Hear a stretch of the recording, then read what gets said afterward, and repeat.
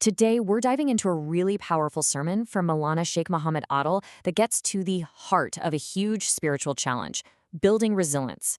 It's all about how you hold your ground, spiritually, when it feels like everything and everyone is trying to pull you off your path. I mean, it's a struggle we all face, right? You feel like you're on the right track, that you're guided, but there are always these voices, these pressures, these people who just seem determined to knock you off course. So what's your defense against that? How do you stay true? Well, the sermon gives us the direct answer right here, in this incredible verse from the Qur'an. This single line is basically the foundation for the entire spiritual journey. It's such a profound statement about where your focus needs to be and the divine protection that comes when you get it right. So what does this promise really mean in practice? Because according to this sermon, this isn't just some nice, comforting idea. No, it's a full-on spiritual guarantee for believers. Let's really break that down. This is where the sermon completely reframes what we think of as success. See, the ultimate win isn't about winning arguments or trying to change everybody else. It's about securing your own guidance and finding that deep inner peace that comes from just knowing you are on the right path. And this is what that security really looks like. It means being okay even when people don't like you or don't get your choices. The sermon is so clear on this. When you're truly guided, you stop searching for everyone else's approval. Your well-being is coming from a much higher source. And really, his pleasure is the only validation that counts. Okay, so let's flip the coin and look at the other side of this equation. The verse talks about those who have gone astray. The sermon takes a moment to define exactly who we're talking about here. The key word here is dalālah. Now, this isn't just about someone having a different opinion. It describes a state of being fundamentally lost. Imagine a traveler who's wandered completely off the map. They're not just taking a different route. They're deep in a state of error, heading in the total wrong direction. And get this, the sermon says this isn't just a passive state of being lost. People in dalālah are actually described as actively working against the right path. And a really key part of this is that their whole moral compass gets flipped upside down. They start to see bad things as good and good things as bad. So here you have it, the two paths laid out side by side.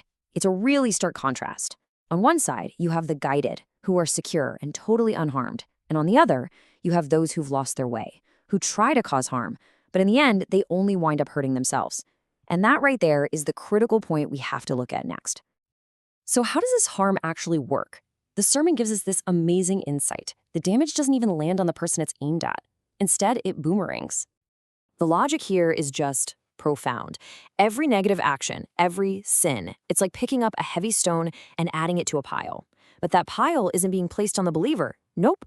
It's being carried by the person doing the action. The more they do, the heavier their own spiritual load gets, and the more they damage their own soul. I mean, this chart just makes it so graphically clear. When someone who's astray tries to throw some harm your way, where does it land? Well, according to the sermon's logic, a big fat 0% of it hits the guided person. 100% of it lands squarely back on the one who sent it.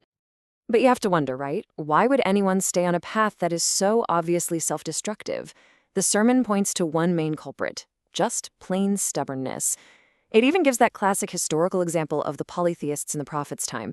They knew, deep in their hearts, that he was telling the truth, but their pride and their stubbornness built a wall so high they just couldn't accept the guidance he was offering. And this quote from the sermon is just so direct, it really hits you. Stubbornness isn't just some little personality flaw. It's presented as the very engine of denial. That act of seeing the truth with your own eyes, but actively refusing to accept it. It's the ultimate act of spiritual self-sabotage. So with all that in mind, what is the believer supposed to do? What's our responsibility? Well, the sermon brings us right back to the beginning, to that core message in that opening verse. The message is just crystal clear. Your main job is you. Your responsibility is your own soul, your own guidance. Sure, you can hope others find the way, but you absolutely cannot let their journey off the path knock you off of yours. Your focus has to be internal. All right, let's wrap all this up with the practical stuff. How do you actually apply all this wisdom in your day-to-day life? It really boils down to these 3 simple but profound steps. First, focus on yourself. Your spiritual path is your #1 job. Second, Really get a handle on how harm works. Understand that other people's negativity is just a boomerang that only hurts them, so you don't even have to try and catch it. And third, just stay the course. Remain steady on what the sermon calls the beautiful way. And that leaves us with this final, really powerful question to think about. In your own life, in your daily interactions, where is your energy really going? Is it being spent worrying about what everyone else is doing wrong? Or is it being invested in staying true to your own beautiful path?